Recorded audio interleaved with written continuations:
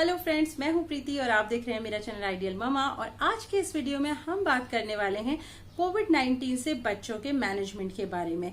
कैसे हम कोविड-19 में बच्चों का मैनेजमेंट कर सकते हैं, इस बारे में इस वीडियो को मैं बात करेंगे। ये जो पूरा वीडियो मैं बना रही हूँ वो मैं गाइडलाइंस जो प्रोवाइडेड है government of India, ministry of family and health welfare के अकॉर्डिंग, उसी के अकॉर्डिंग मैं ये वीडियो बना रही हूँ। उन्होंने एक गाइडलाइन निकाली है। आपने अगर मेरा इससे पिछला वाला वीडियो देखा हो तो उसमें मैंने सारे सिम्टम्स की बात की थी कि कौन कौन से सिम्टम बच्चों में हो सकते हैं अगर आपका बच्चा कोविड-19 पॉजिटिव है। तो जो ये गवर्नमेंट ऑफ इंडिया के डॉक्यूमेंट में है उसके अकॉर्डिंग ही हमने उस पर बात की थी। सिम्टम्स को जानना है तो आप प्लीज वो वीडियो देखिए।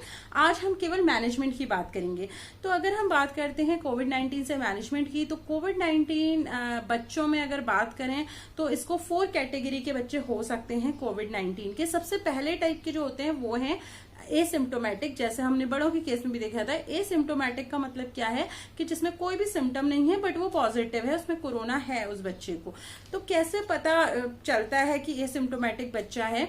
तो क्या है, अगर आपके परिवार में आपके बेसिकली बच्चे के पेरेंट्स को या परिवार में किसी को जो साथ में रह रहे हैं अगर उनको कोविड हुआ है तो माना जाता है कि बच्चा एसिम्टोमेटिक हो सकता है।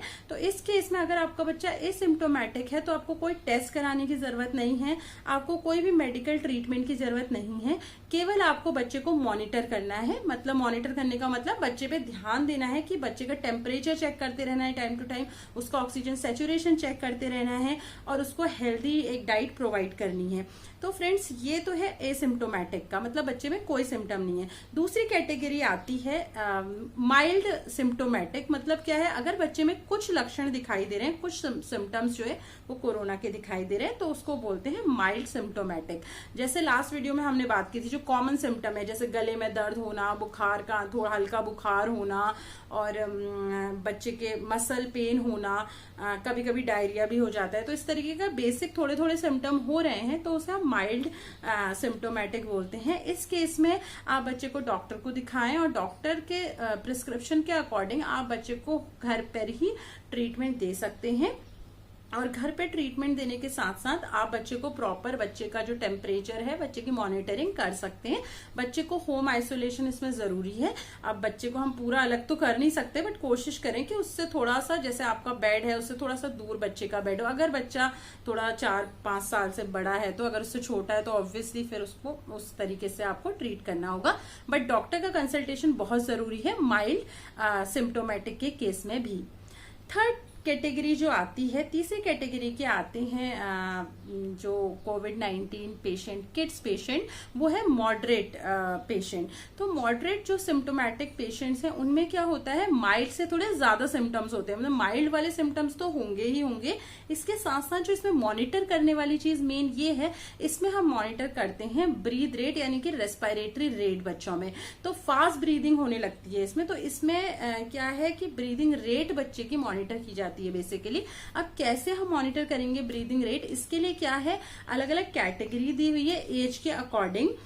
जो ये government of India, ministry of health and family welfare है, इसने पूरी एक लिस्ट दी हुई है कि आपके बच्चा कितने साल का है तो उसका रेस्पिरेटरी रेट कितना होना चाहिए। तो ये मैंने नोट डाउन किया हुआ है क्योंकि मुझे पूरा याद नहीं है, तो मैं आपको पढ़ के सुना देती हूँ। तो अगर आपका बच्चा लेस देन 2 मंथ्स का है, अगर आपका बच्चा 2 महीने से छोटा है तो उसकी रेस्पिरेटरी रेट जो है अगर 60 पर मिनट से ज्यादा आ रही है तो वो उसको कोविड-19, मॉडरेट कोविड-19 हो सकता है।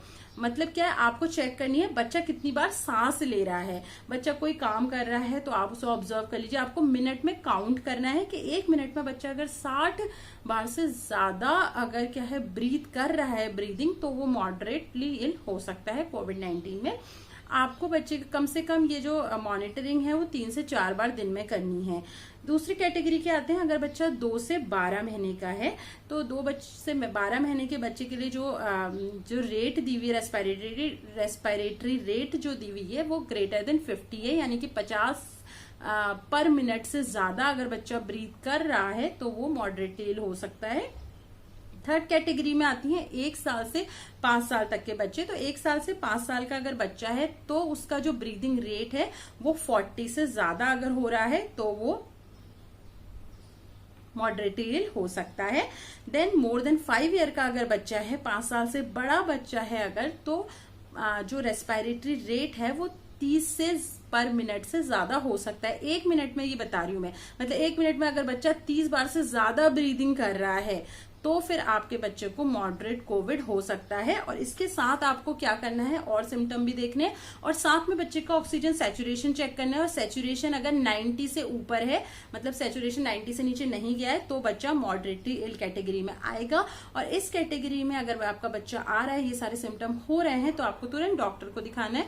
डॉक्टर अकॉर्डिंगली उसको ट्रीट करेगा। मे बी हॉस्पिटलाइज करना पड़ेगा तो हॉस्पिटलाइज करेगा, अदरवाइज होम ट्रीटमेंट देना होगा, वो डॉक्टर के अकॉर्डिंग ही वो ट्रीटमेंट होगा। क्लास 4 कैटेगरी में आता है सीवियर पेशेंट, यानी कि जो सीवियरली इल हैं, मतलब जो बहुत ज्यादा सीरियस पेशेंट्स हैं, वो जो होते हैं वो 4th कैटेगरी में आते हैं। तो सीरियस होने का मतलब ये सारे सिम्टम्स तो होंगे ही होंगे, उसके अलावा जो है बच्चे का अगर ऑक्सीजन सैचुरेशन 90 से कम हो रहा है तो फिर वो सीवियर कैटेगरी में आ जाता है। अब सीवियरिटी भी कितनी है, कितना लंग में इन्फेक्शन हुआ है, क्या निमोनिया बच्चे को हुआ है कि नहीं हुआ है।